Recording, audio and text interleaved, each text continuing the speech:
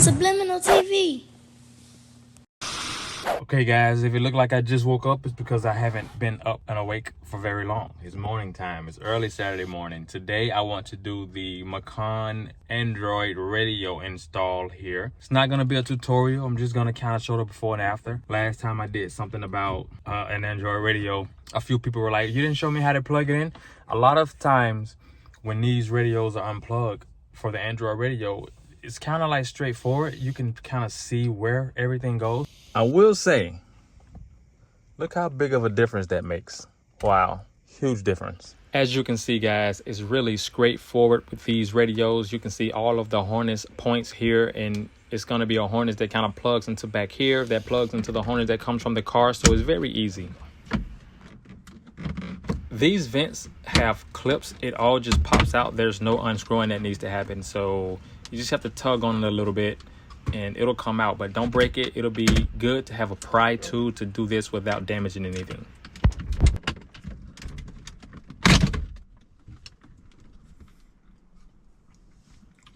Simple, not complicated at all.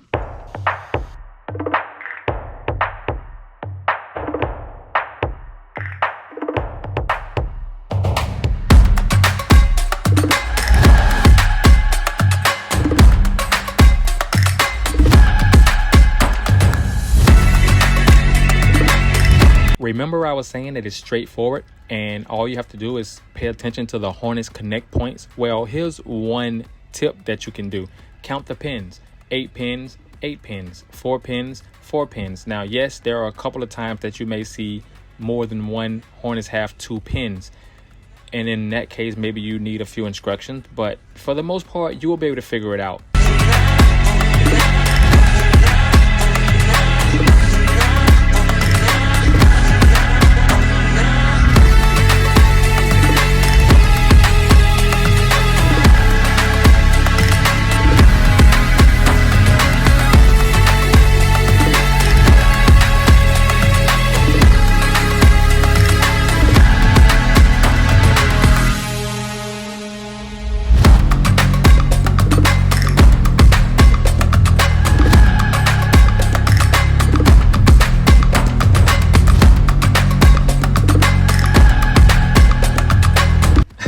Have I mentioned how much I love these Android radios? They are so convenient. They have so many features. I'm telling you, I'm putting one in the Bentley right now. One is on the way for the Bentley.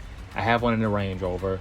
I may not put one in the Panamera. I don't think so, because I just like how the system already works in that car. Overall, I love these Android radios. I vouch for them. Well. Period. You prepared well? Sure, I'm open. So the first thing I want to do now is test for the first time if the reverse camera is going to automatically kick on to ensure that I have that correctly.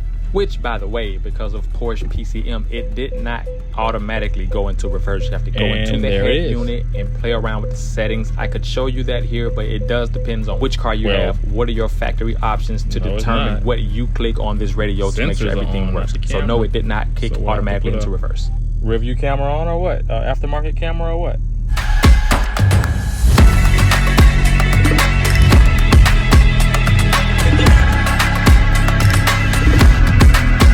And so obviously with the wider screen, we have to relocate the AC vents, which means we have to redirect the airflow. And so they give you the pieces to do that right here. You just disconnect the one that's already there, kind of tie it up to the top so it's not rattly, stick this other one in, and you have yourself new AC, and it actually blows better.